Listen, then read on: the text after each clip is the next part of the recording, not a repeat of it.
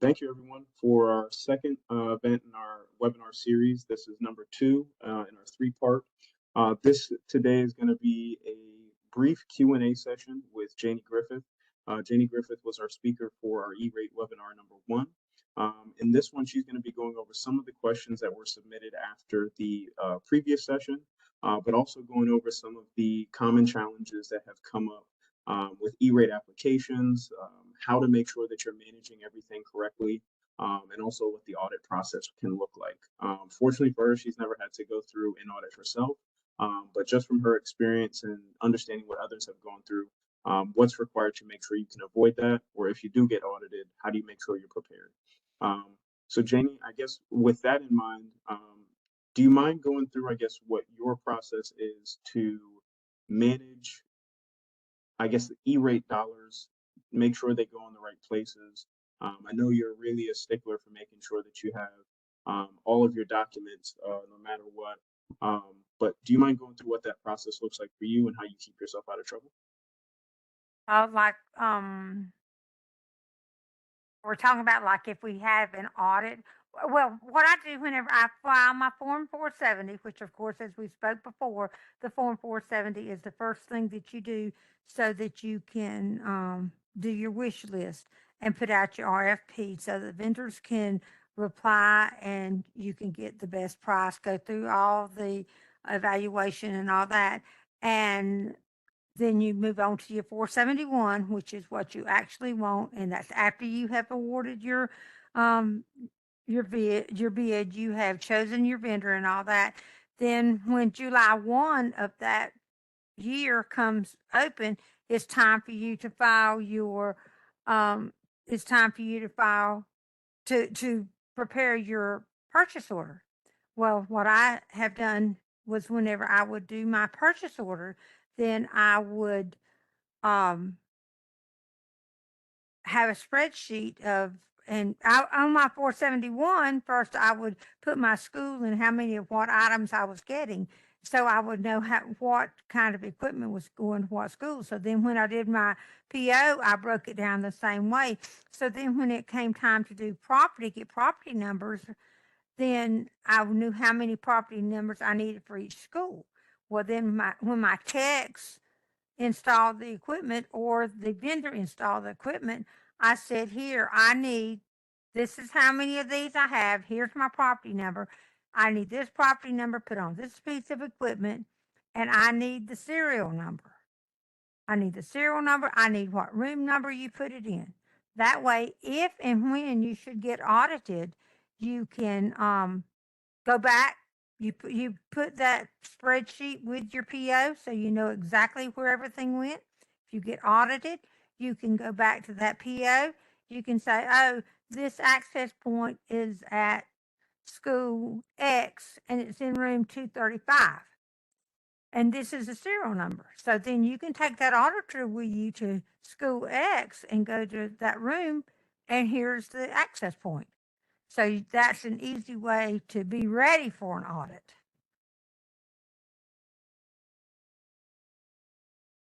Is that what you needed? Yes, ma'am. With the So with the one of the rule changes, it used to be, and I don't think it's been in this cycle, but it used to be that with E-rate, you could only use your dollars on a per school basis. And I think that's something that you were kind of talking about a bit when you're, if an auditor needs to come on campus or something like that, you can show them this is where the technology is hosted. With that rule change and your dollars and any technology being able to be hosted anywhere throughout the district, I know that there's still a redundancy rule. How does that work with the change? You don't have to divide your dollars up by school, but there are still redundancy restrictions, right? That's correct. You cannot you can't have two firewalls at one school because or one site because you can't have redundancy. That's a no use act. That's ineligible. So you can buy a firewall and have a firewall at every school, but you cannot have more than one firewall per site. And of course, you can't with your category 2 monies, you cannot put the NIFs, the non-instructional facilities, do not get a category 2 monies. So therefore you have to buy, the district or the library has to purchase out of their own pocket the firewall or any other equipment, switches or whatever that they need at the like administrative offices, the bus barn, the maintenance department, any kind of NIFs, and those are non-instructional facilities. Okay. What are, I guess, with some of the changes coming up in the application process, or not changes, but with the application process and some of the what we hope to be like new eligible items and things of that nature, there's still a lot that's pretty much the same. Could you reiterate the wait period? When you're doing your application process, there's a 28-day wait period you have to conform with. And also, if you miss your application window, what's the process to try to get an extension? Yes, sir. Now, when you file your Form 470, you have to have it posted for, USAC says 28 days. If your procurement policy says that you have to have it for 30 days, you have to go whichever is the longer. You have to abide by whichever, but you have to have it at least the 28 days. If your procurement policy says 2 weeks, that's okay, but you still got to do the 28 days because E-rate says it has to be at least 28 days. And I had one school district that was in the state of Florida, you have to maintain a certain balance. Otherwise, a fund balance. Otherwise, this for so many, if you miss that balance for so many years, then the state takes your district over and leases you out to some company that is going to make sure your finances are done properly. Well, this is what happened. And this one school got their, this one district got their facilities back like in February. Well, it was after March when they figured out that this company that was uh, taking care of their finances did not file for the E-rate. So they contacted me. We did a Form 470. We filed out a window. So what happens if you file out a window, you have to ask for a waiver. And whenever I went to USAC for an actual definition of this, and it says if you miss your filing, your Form 471 within the window, you can certify it out of the window. You have to go ahead and prepare your 471 and certify it out of window. If you completely missed a deadline and are longer than 2 weeks, you can file a waiver with the FCC in the electronic commitment filing system in CC docket number 02-6 within 60 days from the date that you filed the last application, which would be your Form 471. In the request, you had to include the entity name, an email for the contact person, application number, and description of any special circumstances in the waiver request. When you certify the application out of window, you receive a pop-up that gives you the directions with a URL to file the waiver on. So what we did was I filed this waiver. In it, we said, this is what happened. The people that were, the entity that was taking care of our district did not file for E-rate. We're a small district. It is very important that we get this money. Financially, we can't afford it, but our students have to have it. And then and then the superintendent wrote a letter on their district head, and we attached all that to the review, and we got it. And we actually got awarded, and we didn't, by the time we went through the 470 and the 471 and did the waiver and did all that, we were actually on out into July before we were received the award, the funding commitment decision letter, but we won it. So it was a long process, but it was worth it in the end for the district. But let's say that let's just say that the Form 471 filing window closed on March the 21st, and you didn't file your Form 471 until March, to the day after. Well, it's going to tell you filed out a window. But then as long as you're within a 2-week period, they will let it go through. But what they do is they will review all of the applications and your application will be last. That's why it's so important to set your deadlines to start in July and decide what you want, get with your vendor, whatever project you want to do, find out what you're going to need. And then then if your procurement department requires you go through them in order to get a docket number, then by November, you have all this completed and you're ready to file your Form 470 with the RFP. So then you do that. That's out there for the 28 days. So when you get back from Christmas break, you have when you get back from Christmas break, you have you're ready to review your application, your responses that you got from your vendors. So then when you come back, when you come back, if you don't have time before you go to Christmas to award it, when you come back from Christmas break, you are ready to award to your vendor. And then whenever the window opens, usually the middle of February, when that window opens, you file for your Form 471. And what they do is it's first in, first out. So if you're one of the first ones to put in your Form 471, then you're going to know, I mean, they're going to start, and if they review it, then they will go ahead and complete that review. And then in May, you will be one of the first ones in wave 1. You will get your funding decision commitment letter. But if you wait till, let's say, the window closes on March the 31st, let's say you don't file till March the 31st, then you've got these other however many 100,000 applications that they're going to go through before they do yours. So it's very important, I can't stress it enough, to set your deadlines, to put your RFP, your Form 470, put it out the 1st of November. That gives you plenty of time before you need to file your Form 471 the middle of February. But that's just very important to me, and I stress that to all my districts. And in one of the things in my contract is it says you will abide by the consultants. So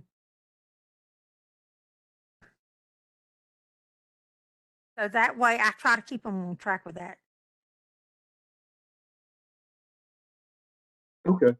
So I guess but the waiver period, I guess with the waiver period being really flexible, then it's always, you should always get it done on time, but there's always a chance that you could be able to file late if there was an emergency. That's correct. And Okay. if you file it past the 2 weeks, then you really have to have all this information. You have to have a good reason why you're so late. And that, like I said, that one was a very good reason because they needed the money and they didn't have access to be able to do it, but with somebody else having their control of their finances. How often have you seen schools get audited? I mean, I understand that you haven't had to go through one yourself, but have you seen other schools get audited? And I guess, have you heard of what that process was like for them? I have not, but the only time I've been affected with an audit, it would be like the state audit, would come in. And that's whenever we would be able to pull our information and give it out. But if you just need to keep all your records, and there again, you have to make sure that you have that SIPA, that you have done your public hearing for the SIPA, because that's something else they could ask you for. And if they find that you're not in compliance with anything that they ask you for, then they can have you reimburse the funds that they have given you. Okay. I think some of the questions that we had sent in, we kind of answered, but one that came up, I guess the last two we have are, can you spend all of your E-rate dollars on one type of product like switches? Yes, because now, like you said earlier, you can. It's not the dollars. The Cat $2 are not designated per school. You can do them district wide. And if you need to completely, if you have all switches in one school and you have enough money just to do that one school, you can do that one school. You can buy 500 access points and put them throughout your district. You can, whatever you have the money for. And you can, when you get your new pot of money, which will be not this year that we're working on now or the next one, but 26, we'll get a new pot of 5-year money. At that first year, if you want to spend every penny of Cat 2 money you've got, you can spend it right then and there. And with that being said, also on the Cat 2 money, it's given to you per student. Now, in the state of Florida, you have to turn in to the state E-rate coordinator your number of students enrolled in each school site, and the number of free and reduced lunches. Well, if that number goes up, your category two budget will go up. But if it goes down, you will not lose money.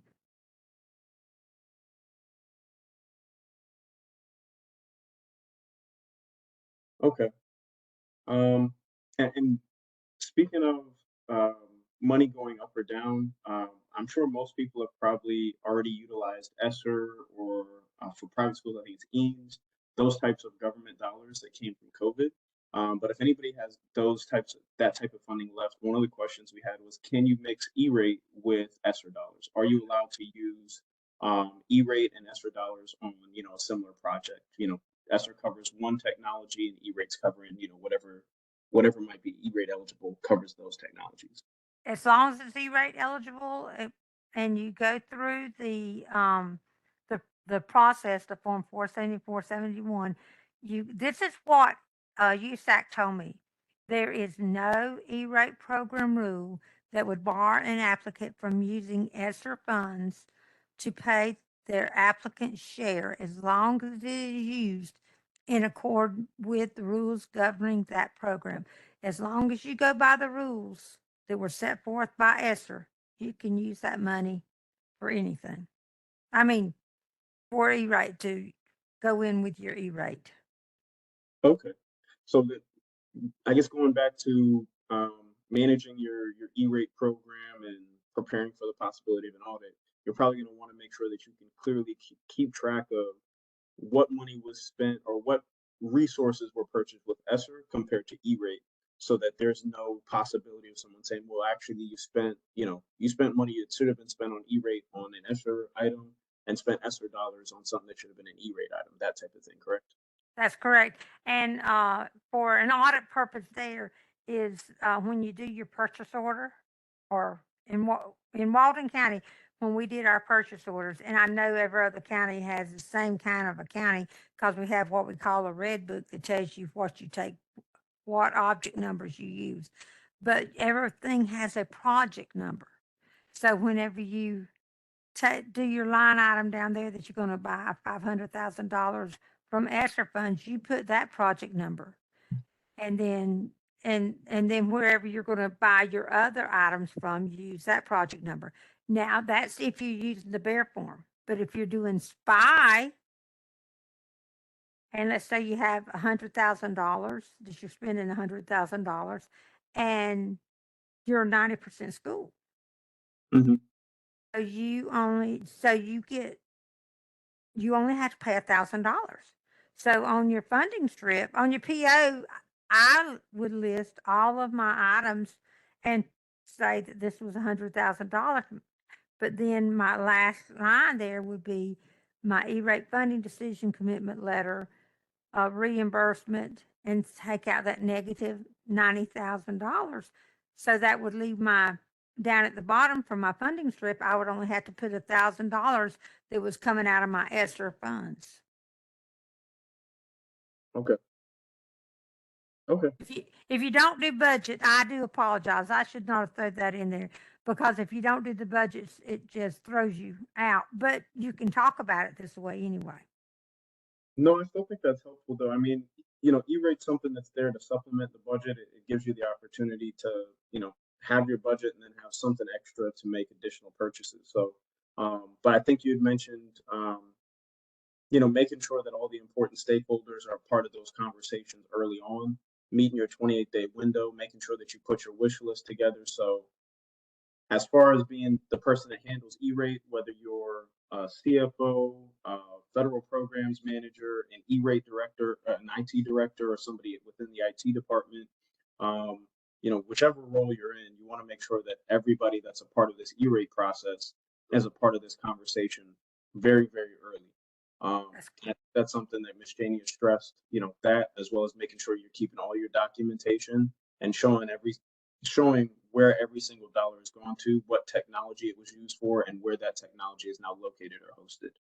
That's correct. And also, if you have a piece of equipment that goes bad and you have to send it back to the manufacturer, you would go back on your spreadsheet and say, this was my original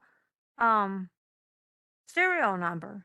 It had to be returned on this date. We received this serial number to replace the previous one, and it was installed back in room whatever. And it keeps the same property number. Okay.